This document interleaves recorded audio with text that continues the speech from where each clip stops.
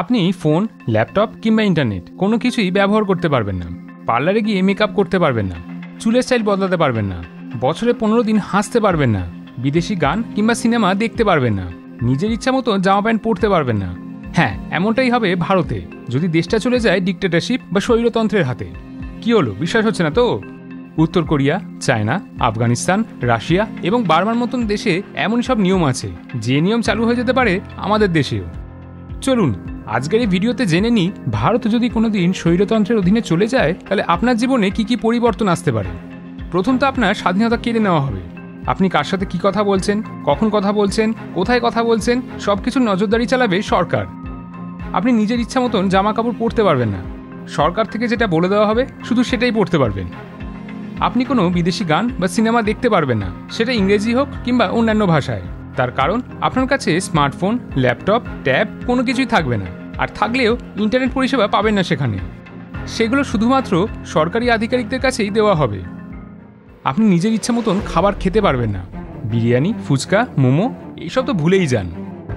আপনি হয়তো মনে করলেন আজকে প্রেমিক বা প্রেমিকার সাথে ঘুরতে বেরোবেন, তাই চুলে নতুন স্টাইল করবেন, কিন্তু না, সেটাও আপনি করতে পারবেন না। তার কারণ সরকার থেকে বলে দেওয়া হবে কোন কোন স্টাইল করা যাবে আর কোন কোন স্টাইল করা যাবে না।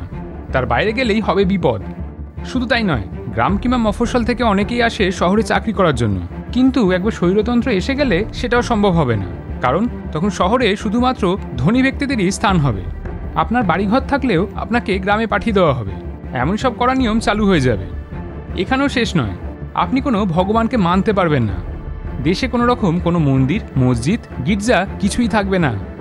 আপনি নিজের মতন পড়াশুনো করতে পারবেন না, কারণ আপনি বেশি শিক্ষিত হয়ে গেলে সরকার মনে করবে যে আপনি তাদের বিরুদ্ধেই কথা বলতে শুরু করবেন, তাই আপনাকে শিক্ষিত হতে দেবে না।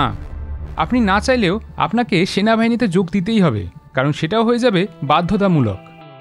আপনি সরকারের বিরুদ্ধে কোনো কথা বলতে পারবেন না, কথা বলতে গেলেই বাকিটা বুঝে নিন কি বললাম।